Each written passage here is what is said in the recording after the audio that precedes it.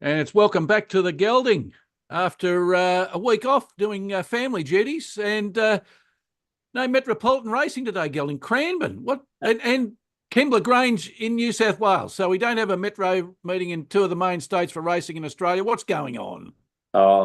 Good morning, Professor. Good morning, listeners. Professor, it's one of my little haunts and that. Why do we have city tracks and not use them on weekends? I understand, very important day for Cranbourne. And Cranbourne are packing now are big, big race meetings and that. And it's a $1 million race and a $500,000 race. But we had the Valley last night, Professor. Why can't a Cranbourne do a Friday night or a big Sunday? Imagine a pleasant Sunday afternoon. The weather the way it is, isn't that anyway? I always thought country cups were run on Sundays, Professor. Yeah. What a beautiful day it would have been out at Sandown today. Well, one of the premier tracks in Victoria not being used. Three other Metro tracks not being used. Gelding, could that be what's ailing Racing Victoria? Because we swapped headlines during the week. Thoroughbred, Harness and Greyhound Racing in Victoria lost $58 million. Well, Professor, you've got Racing Victoria here, CEO, Vice President, Treasurer, heaps of people on the staff, the HR, and just on racing alone. Then you've got the VRC that have their own CEO, HR department, ground maintenance on that. Then you've got the Melbourne Racing Club running 3 tracks, Mornington, Sandown and Caulfield, which total 5 racing surfaces. Then you've got Moonee Valley, again having their own administration. How can that be efficient? And that's only racing.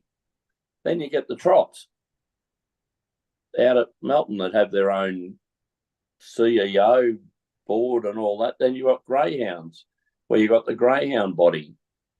Shouldn't that all come under Racing Victoria and centralise it and have one big organisations instead of 6 different bodies with 6 different CEOs, 6 different interest groups? I don't know. Maybe I've got it wrong, Professor. I don't think you've got it wrong, Gelding, because if you look at the figures, Racing Victoria, which is just thoroughbred racing, they lost 12 million. Harness Racing Victoria, they lost 24 million.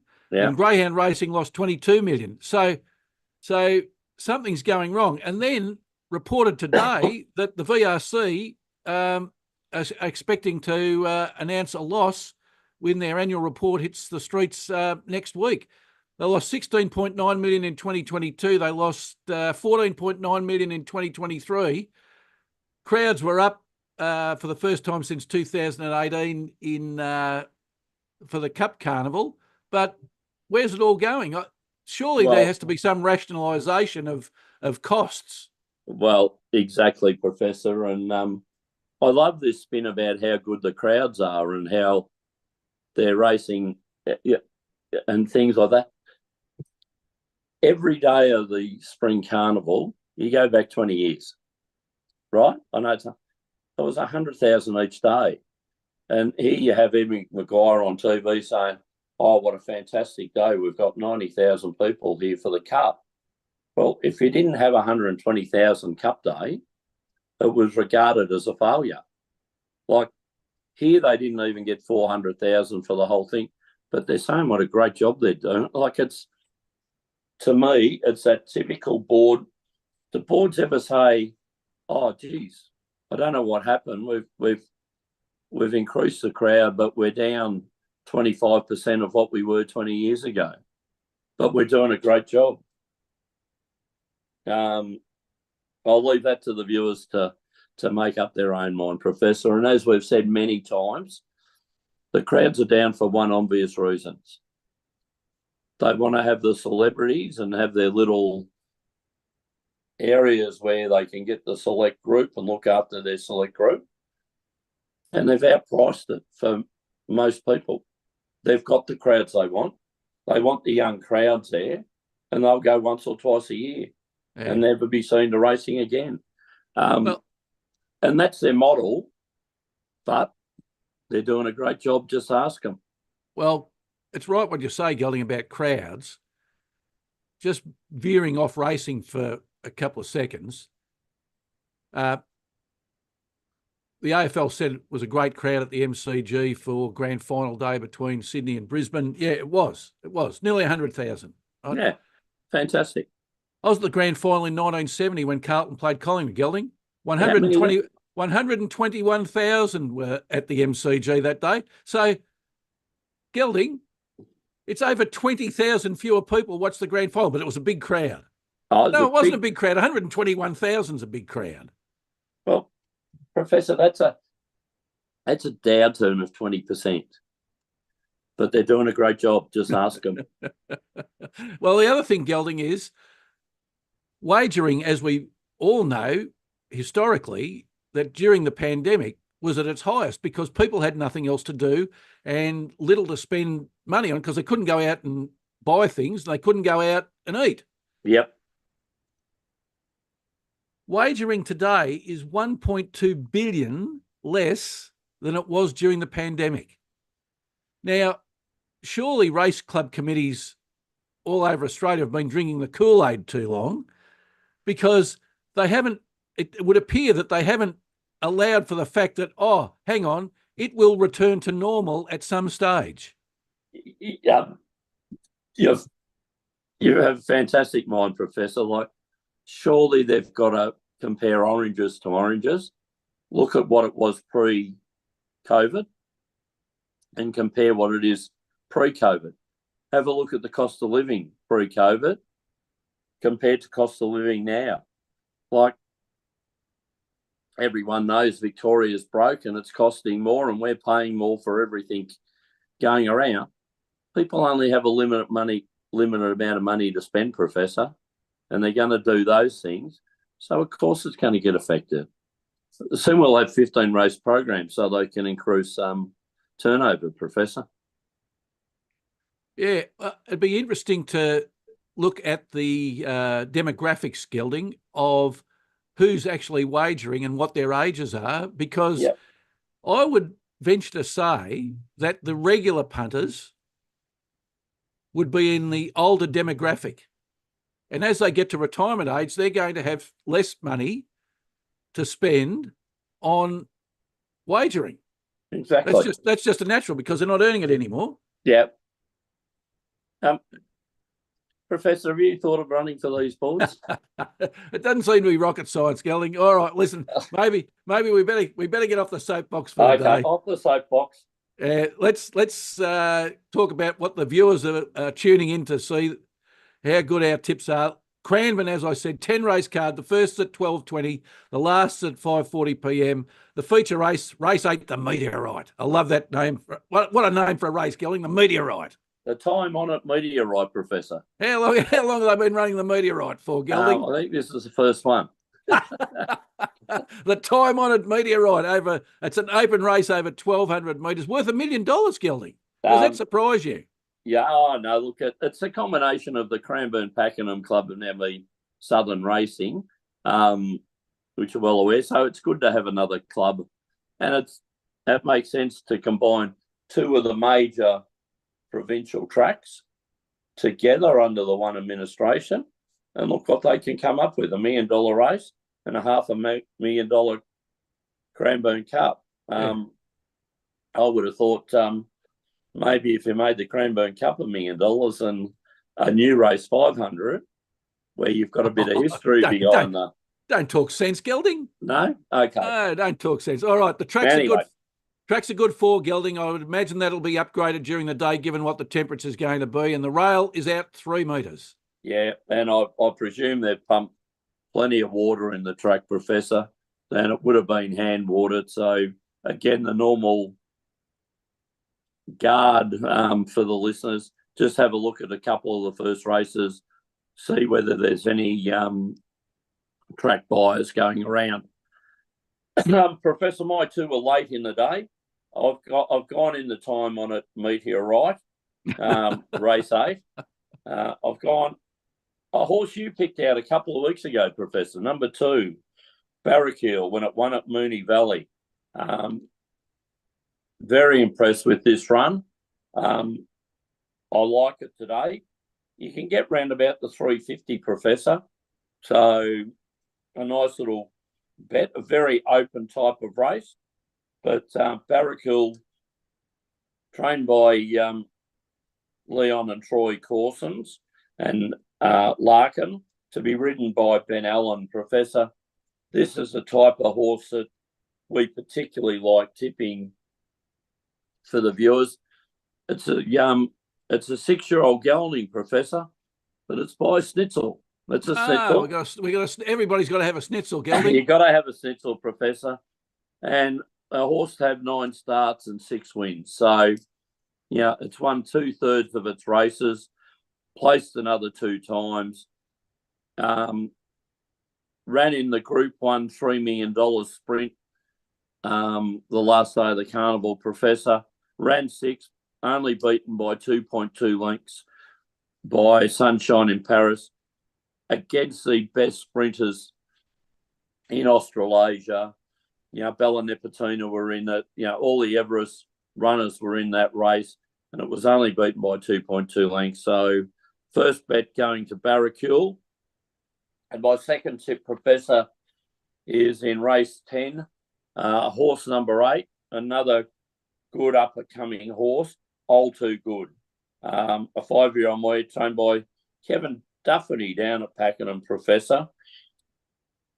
I backed this horse on Oaks Day when it ran second in the $500,000 race at Flemington on Oaks Day, Professor. Was beaten a short half head, then protested against the winner.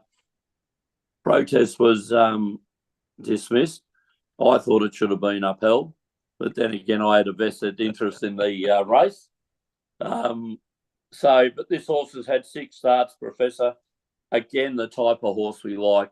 6 starts, 3 wins, 3 seconds. Can't do any better than that, Professor. So my 2, race 8, horse 2, Barracuda, into race 10, horse 8, All Too Good. And you like, Professor?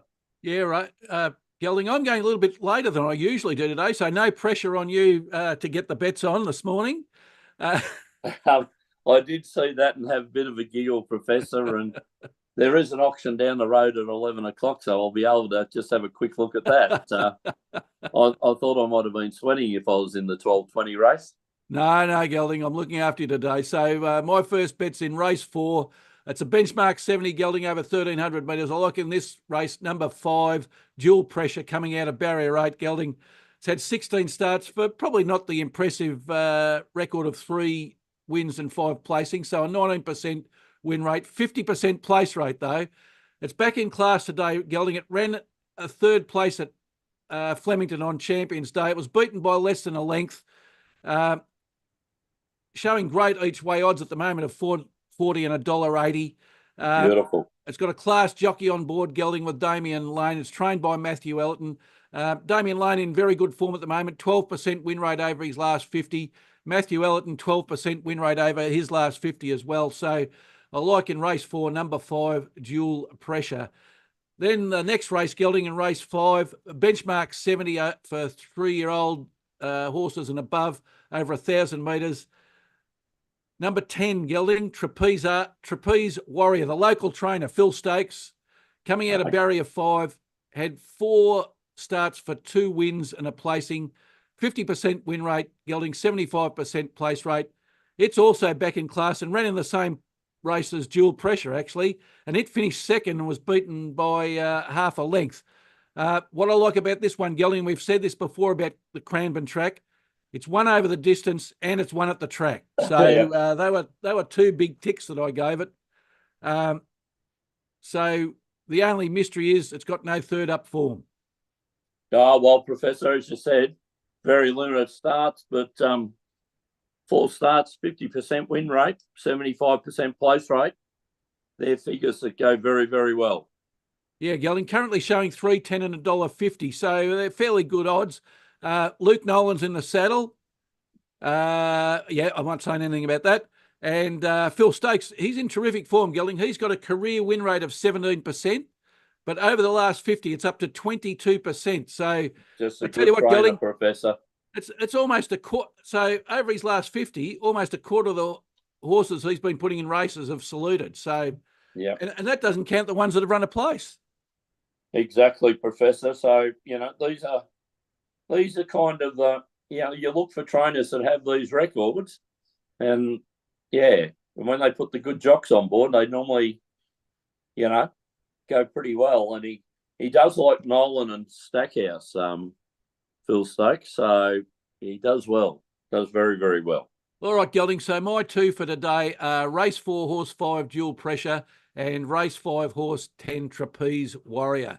Now, let's turn to the very, very, very successful Professor's Parlay, Gelding, over the last couple of weeks. Professor. Good to see. Tipping 4 from 5, Gelding. Oh, 80%. Yeah, I'm pretty happy about that. Yeah. Let's see if we can keep it going. So last week, Gelding, I think a lot of your followers would be pretty happy with that, Professor. Well, we hope so, Gelding. I haven't heard from many telling me how happy they are, but they keep it very quiet, don't they? Well, listen, I'm just planning the annual Sportsfan Radio Christmas party at the moment, trying to pick a day and a venue.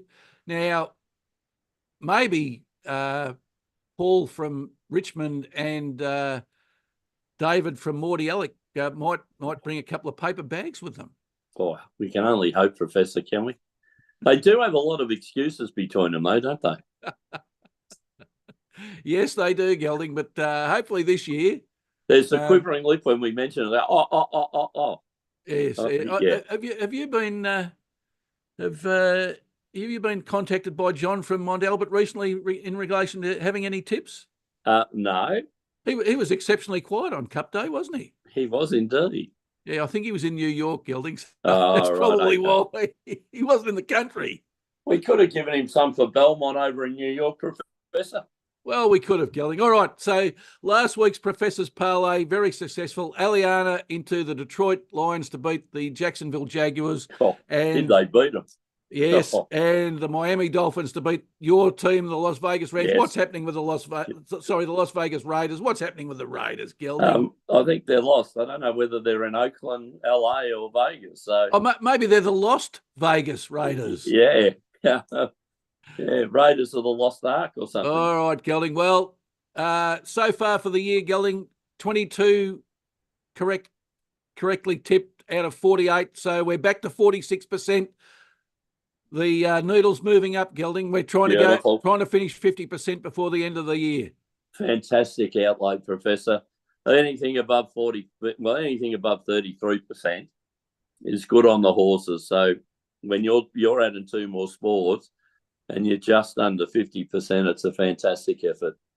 All right, Gelding. So this week, the agreed bet of the day is race 8, horse 2, Barracuda, for all the reasons that you mentioned earlier. And let me say to the viewers, if you hadn't have picked it today in race 8, I certainly would have. So You can't get any more agreement about a horse than that, can you?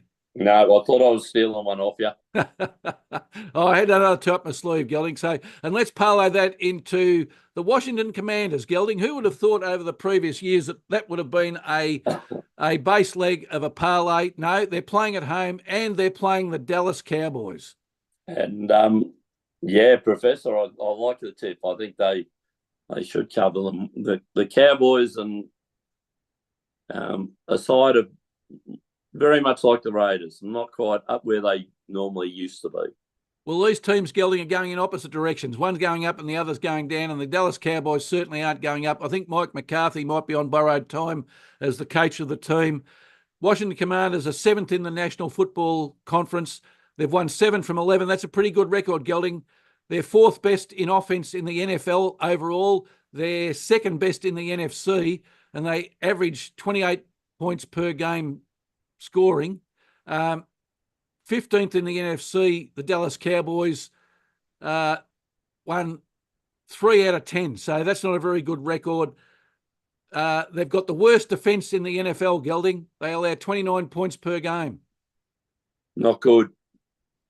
No. So I would imagine that that might be a blowout. The bookies don't like the Cowboys either, Gelding. The line's 10.5. So it's over a converted touchdown and field goal. As I said, Professor, I like your tip. All right, and we'll parlay that into the Kansas City Chiefs, who had a week off last week, Gelding. They didn't have the bye. They had a week off at the Buffalo Bills, had a week off from winning. So they'll be very, very keen to get back on the winners list. They're playing the very disappointing Carolina Panthers. Kansas City Chiefs first in the AFC, Gelding. They've won 9 from 10. Their only loss, as I said, was to the Buffalo Bills last week. They were playing away, so I'll give them a pass on that one. Carolina Panthers having a season to forget. They've only won 3 of 10. They're 14th in the NFC, Gelding. They've got the worst defence in the NFC, allowing 31 points per game. 31 points, Gelding. Wow. You're not going to win many games like that, especially against the Kansas City Chiefs. Oh, I was wondering, what are the Chiefs going to do with a defence like that? Exactly, Gelding. The line's 11.5, so it's more than a converted touchdown and a field goal. So the parlay for this week, Gelding, race 8, horse 2, Barracuda at Cranbourne this afternoon. And we'll parlay that into the Washington Commanders playing at home to beat the Dallas Cowboys, into the Kansas City Chiefs to beat the Carolina Panthers. So, Gelding, there's a lot happening in racing at the moment. Everybody's announcing red lines in their account books. Be an interesting. But they're doing a good job, Professor. Oh, yeah, they're doing a great job, Gelding. It'd be interesting to see which racing club or racing organisation will be the next one to announce a Black Inks result. Yes, maybe Ballarat. Maybe. That's a big maybe, Gelding. All right, well, Gelding, we wish the viewers well with their punting today. And until next Saturday, and that's racing, it's good luck. And good punting.